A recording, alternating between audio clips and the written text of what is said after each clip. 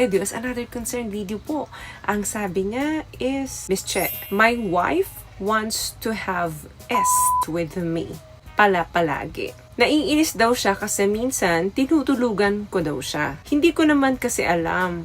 Paano ba malalaman na gusto ng babae makipag-S?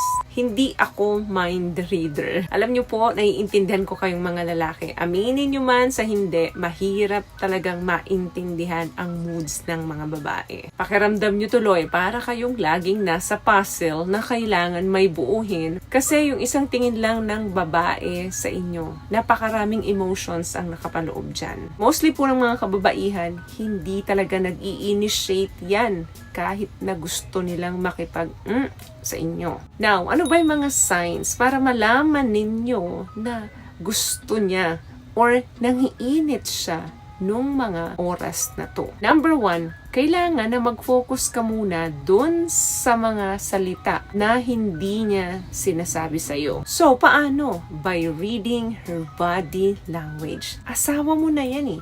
Alam mo na kung paano gumalaw yan. Kung sa tingin mong nag-iiba ang kilos ni Mrs., mas madalas niyang idinidikit ang katawan niya sa'yo. Isang senyales na yan na may nararamdamang iba si Mrs. at nasa mood yan na makipag-S sa'yo. Kaya kung napapansin mong panay ang dikit ni Mrs. sa'yo, wag na wag mong papahiyain si Mrs. Kinakailangan na i-compliment mo kaagad siya. Like giving her ng mga salitang magugustuhan niya.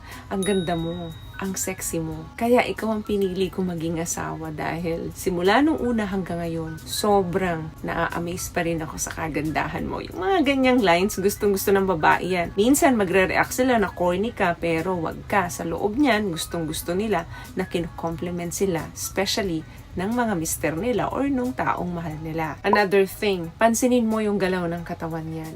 Mapapansin mo sa kanya na may patuwad-tuwad yan sa harapan mo. Or minsan umuunat yan sa harapan mo na halos ibigay niya na yung kalahating katawan niya sa mukha mo. Sign yan na nagpapapansin si Mrs. sa'yo. Kasi pag wala sa mood ang babae, asahan mo mailap yan sa'yo. Iniiwasan niya na makadikit yung katawan niya sa'yo. Minsan lalapit ka sa kanya para yakapin mo siya. Makikita mo may sasabihin siyang excuse sa'yo na sandali lang, may niluluto ako or titingnan ko muna yung sinasaing ko, yung mga ganun excuses. Sign niya na umiiwas siya sa'yo. Pero kapag ang babae ang dumidikit sa'yo, senyales yan na gusto niya. Another thing, pansinin mo yung kanyang mga tingin. Medyo malagkit tumingin ng babae kapag may gusto siyang gawin nung oras na yun or nung gabi na yun. Minsan naman, makikipag-usap yan sa'yo ng medyo maamo ang mukha, maamo ang mata at nakangiti. Mababago rin yung kanyang mga sinasabi. Hindi yan magsusungit sa'yo. Another thing, pansinin mo yung tono ng boses niya kung paano siya makipag-usap sa'yo. Nagiging mahinahon, nagiging malambing yung tono ng boses niya sa'yo. Kung normal, palaging casual lang, yung parang malaki yung boses niya. Pero kapag ang babae ay may pinapahiwatig sa'yo pero hindi niya lang masabi,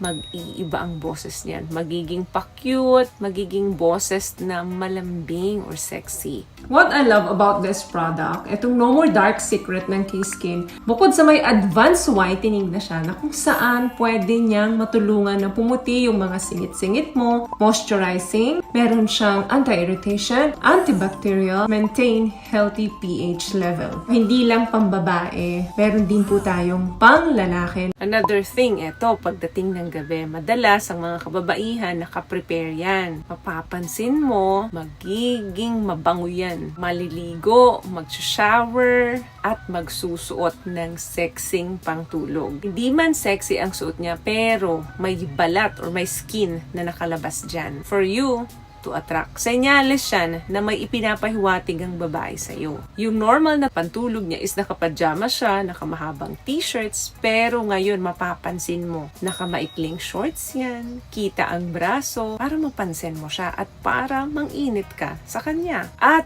hindi yan makakatulog malikot sa kama. Pag nakikita niyang medyo nakakatulog ka na, maglilikot yan para magising ka. So, pag napapansin mo na kay misis na hindi siya mapakali sa kama, isa lang ang ibig sabihin yan. Gusto niyang mag-start ka na romansahin mo siya. Hindi niya lang masabi sa'yo. Mostly kasi sa mga kababaihan, mahiyain. Takot silang ma-reject din sila. Kaya, madalas, naghihintay na lang sila na kayo ang mag-initiate at sila na lang ang magre-reciprocate. Or minsan nga, tulog ka na, gagawa pa ng paraan yan para magising ka. Kukunin niya yung kamay mo, ipapasok niya sa damit niya. Yung mga ganyang style ng mga babae, malinaw na senyales yan na gusto niyang sunggaban mo siya. Kaya wag mo siyang tutulugan kasi kapag tinulugan mo yan, at yung ini-expect niya hindi nangyari nung gabi yun, nag-ready pa naman siya. Kinabukasan yan, ang sungit sa'yo. Hanggang hapon yan, tinotopak yan. Madalas, yung kinikilos ng mga kababaihan, yung mga hindi namin sinasabi, yan, kayo mag-focus. Nakikita yung masungit yung babae, hindi nyo alam, kagabi niya pa pala gusto. Napahiya lang siya. Kaya nagsusungit na lang siya nung kinabukasan. Kaya sa mga mister, laging makiramdam. Sa mga misis ninyo, hindi po verbally expressive ang mga kababaihan. Yes, we are emotional, pero pagdating sa usaping sex,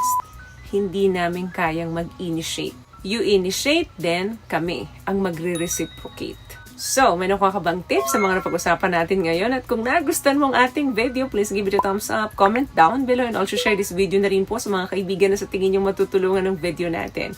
Once again, palagi po kayong mag-iingat at palagi kayong manalangin.